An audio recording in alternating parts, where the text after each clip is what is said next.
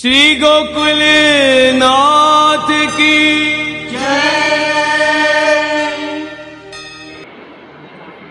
नहीं, यहाँ पे क्या है, माफी का क्यों है? जिज्ञासा शुद्ध भाव से हुए तो वो तो कोई भी प्रकार की जिज्ञासा करनी चाहिए। तो वेद को जो संपूर्ण साहित्य है वह 5 विभाग में वर्गीकृत किया। तो 5 विभाग में से एक विभाग का नाम है मंत्र, विधि, निषेध, नामधेय, अर्थवाद। तो वेद संपूर्ण जो हमारे वेद शास्त्र हैं, जब हम वेद की एनालिसिस कर रहे हैं तो वेद की एनालिसिस करके वेद वाक्य जो है उनको 5 वर्ग में वर्गीकृत कर रहे हैं।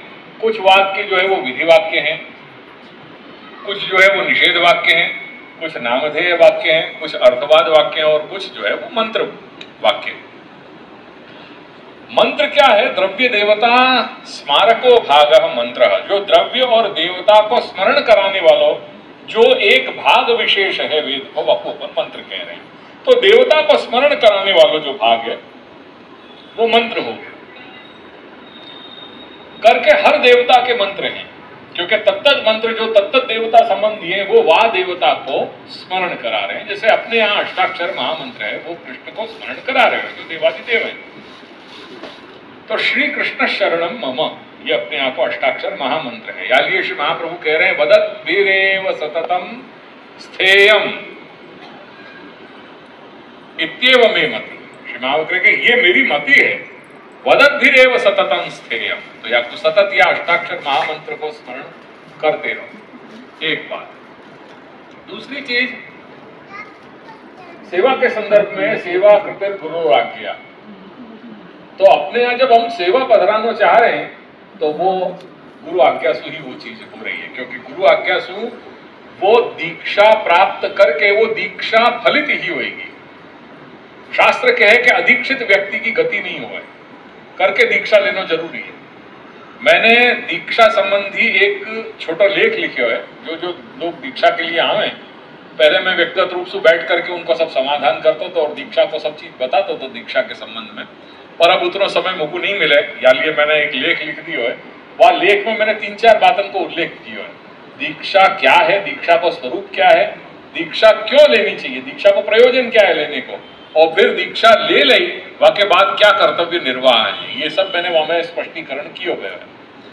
तो ऑब्वियसली जो हम कर रहे हैं या जो भगवान नाम ले रहे हैं वो भगवान नाम यदि गुरु आज्ञा के माध्यम से या गुरु आज्ञा से लिया जाएगा तो वो वहां में अवश्य वहां में ऊर्जा वहां में आएगी। पर ऐसा भी नहीं है कि अपन स्वतः अपने आप में अंतर प्रेरणा से भी अगर अपन भगवान नाम ले रहे हैं या मंत्रोच्चारण कर रहे हैं तो वो फलित नहीं होएगा, ऐसा तो कहीं नहीं है। क्यों? श्री गोसाई जी आज्ञा कर रहे हैं कृत भजनस्य वैयर्थ्य असंभवात् जन्मांतरे तत्फलिष्यति। श्री गोसाई जी आज्ञा कर रहे हैं कि कृत भजनस्य वैयर्थ्य असंभवात्, भगवान को जो भी नाम स्वरूप गुण लीला को जो भी यत्किंचित भी श्रवण मनन चिंतन करोगे, कृत भजनस्य, जो भगवत भजन किया हमने, जो हमने प्रार्थना करी, जो हमने स्तुति करी, वो करी हुई स्तुति वैयर्थ्य असंभवात्, वो कभी व्यर्थ नहीं जाए, वो तुम्हारे अकाउंट में क्रेडिट होती चली जाएगी, हमेशा क्रेडिट होएगा। कृष्ण ये फलात्मक नाम है, ये नाम अपने आप में फल रूप है। यानी जब कृष्ण कह रहे हो कोई प्रयोजन है या नहीं है, पर वो तुम्हारे अकाउंट में क्रेडिट हो गया, या कुछ समझियो ये बहुत बड़ी विलक्षणता है, ये बहुत बड़ा चमत्कार है, या कुछ साधारण मत लीजो। ये बातें अपन चूंकि हमारे जीवन इतने साधारण हो गए कि हम इनके चमत्कार को कभी समझ ही नहीं पाए इन सब चीजों को। अगर ये चीज होता तो हमारे आचार्य चरण ये बात आगे ही नहीं करते। कृष्ण नाम फलात्मक है, शास्त्र कह रहे हो कृष्ण भूवाचक शब्द नष्ट निवृत्तिवाचक तयोरैक्यम परब्रह्म कृष्ण इत्यभिधीयते। कृष्ण या में 2 पद को प्रयोग किया।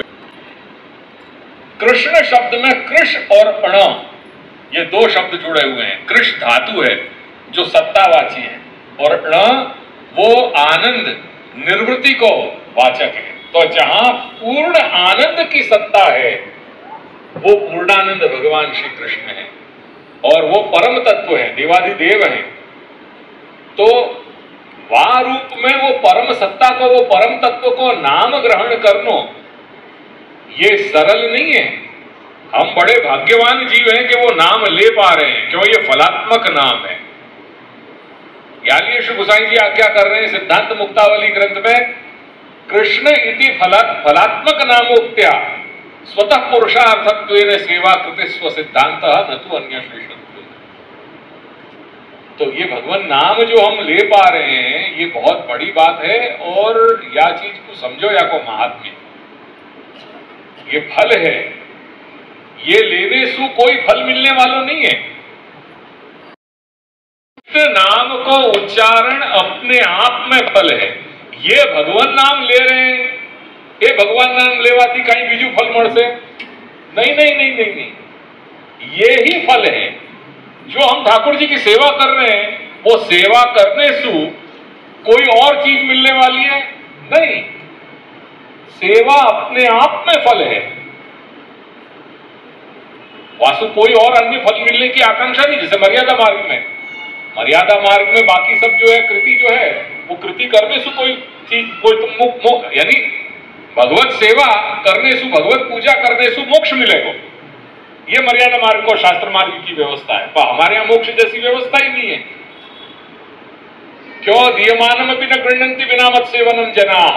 भगवान दे रहे हैं मोक्ष, पर फिर भी हमारे भक्त ऐसे हैं कि वो भगवान के दिए जाने पे भी वाकू तुच्छ मान रहे हैं। उनको मोक्ष नहीं चाहिए, उनको आपकी सेवा चाहिए करके दीयमानम अपि न गृह्णन्ति। आप उनके साथ फ्रेंच में बात करोगे तो जो हमारी मातृभाषा है वो तो लिख नहीं सक रहे हैं। और पाछे ये महाराष्ट्र की और मैडम बनाए रहे यहाँ रहने कारण क्योंकि हमारे यहाँ तो गुजरात में ये थी कि एटलीस्ट सेकंड लैंग्वेज गुजराती हती। यहाँ तो और भी विकट परिस्थिति हो गई कि यहाँ में तो घर के रहे ना घाट के रहे, ऐसी परिस्थिति आ गई। ना मराठी में वो चीज हो पा रही है, ना गुजराती में हो पा रही है। गुजराती घर में बोल नहीं पा रहे। भाषा संस्कार और संस्कृति की पहली सीढ़ी है, पहलो कदम है, पहलू पगथियु वो हमारी भाषा है। भाषा गई तो वहां से फिर दूसरा कदम आप नहीं ले सकोगे।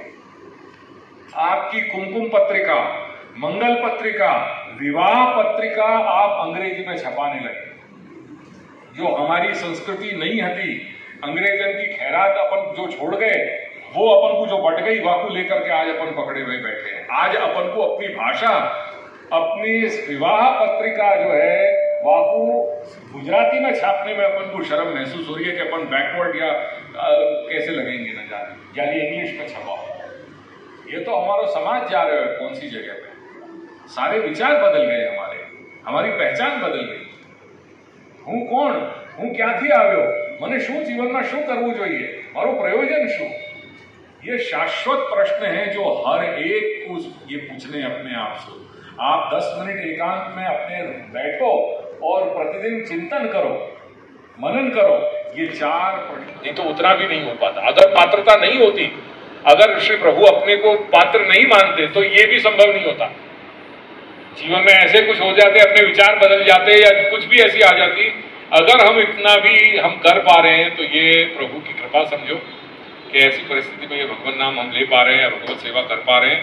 तो वो भगवत सेवा जल्दी हो या धीरे से हो रही है, भाव से कर पा रहे हो, नहीं भी कर पा रहे हो, चिंता किए बिना, भले कर्म के रूप में कर रहे हो, क्रिया के रूप में हो रही है तो भी चिंता नहीं, हो रही है, ये मुख्य है।